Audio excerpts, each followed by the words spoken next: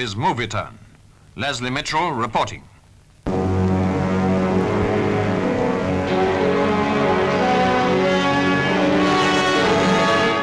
When from Moscow news of the stroke that ended Stalin's life spread round the world, it was all the more startling because so unexpected.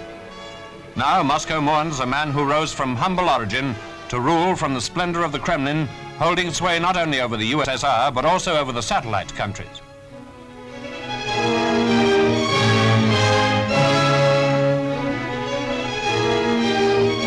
Joseph Stalin indeed was the successor to Lenin, whose tomb stands in Moscow's Red Square, focal point of annual tribute from the Russian people. It's in the Red Square, too, that May Day parades have been held.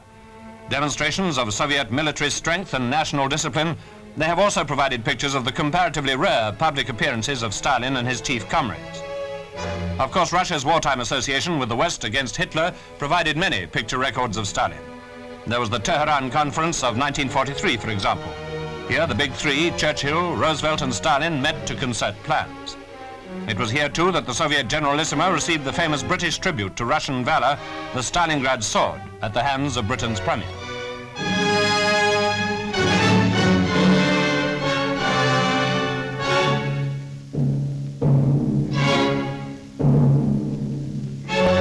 In October of the following year, Mr. Churchill visited Stalin in Moscow, an historic meeting which might one day perhaps have been repeated, but for Stalin's death, in an effort to improve relations after the hostilities of post-war years.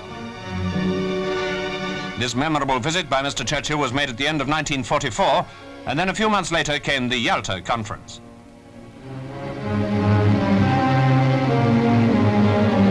Pictures of the big three will not have been forgotten. Our Premier and the hat presented to him here.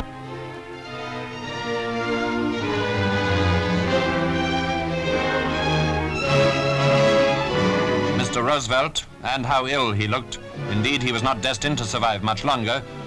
Many of us at this time had hopes of Stalin's cooperation in the future.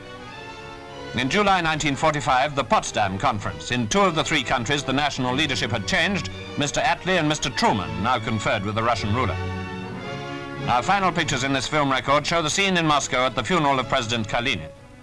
Stalin was one of the principal mourners in this solemn procession through the capital of the country that now mourns him.